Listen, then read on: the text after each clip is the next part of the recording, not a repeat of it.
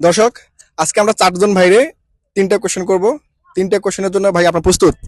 জি জি প্রস্তুত। অবশ্যই বুঝতে আচ্ছা, ফার্স্ট কোশ্চেন হচ্ছে ডিমটির কুসুম সাদা না ডিমের কুসুম সাদা, কোনটা সঠিক?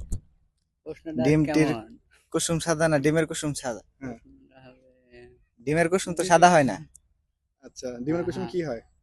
ডিমের ডিমের কুসুম কুসুম হলো হলুদ। ওকে, অ্যান্সার কারেক্ট। সেকেন্ড কোশ্চেন হচ্ছে কখন ভিজে মাটিতে হাঁটলে পায়ের ছাপ পড়ে না? কখন ভিজা মাটিতে হাঁটলে পায়ের ছাপ পড়ে না? এইভাবে বলুন। স্যান্ডেল পরে হাঁটলে মনে হয়। আপনি? এটাই, স্যান্ডেল পরে হাঁটলে পায়ের ছাপ পড়ে না।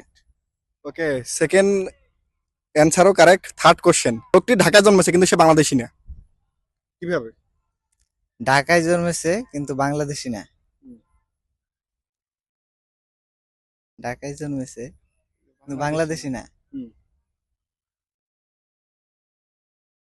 আমি আবারও বলতেছি, লোকটি ঢাকায় জন্মগ্রহণ করছে কিন্তু সে বাংলাদেশী না,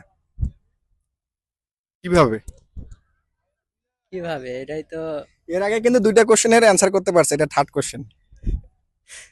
ঢাকায় জন্মগ্রহণ করছে বাংলাদেশি না। হ্যাঁ, বলেন যেটা মন চায় এটা বলেন। হয়তো অন্য দেশ থেকে আইসা, যেমন কাপড়ের সে ঢাকায় জন্মগ্রহণ করছে কিন্তু সে বাংলাদেশী না।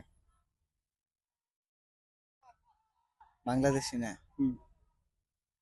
5 সেকেন্ড সময় দিব, লাস্ট 5 4, আপনি কিছু বলেন। 3, অন্য জায়গায় তাই হয় না, রিলেশন করে বিয়া টিয়া করে। না না না, 3 2 লাস্ট 1। ঢাকায়। ওকে, 3টা কোশ্চেনের মধ্যে 2টা কোশ্চেনের অ্যান্সার সুন্দরভাবে করতে পারছে, থার্ড কোশ্চেনের অ্যান্সার করতে পারে নাই। তো ভাইদেরকে ধন্যবাদ।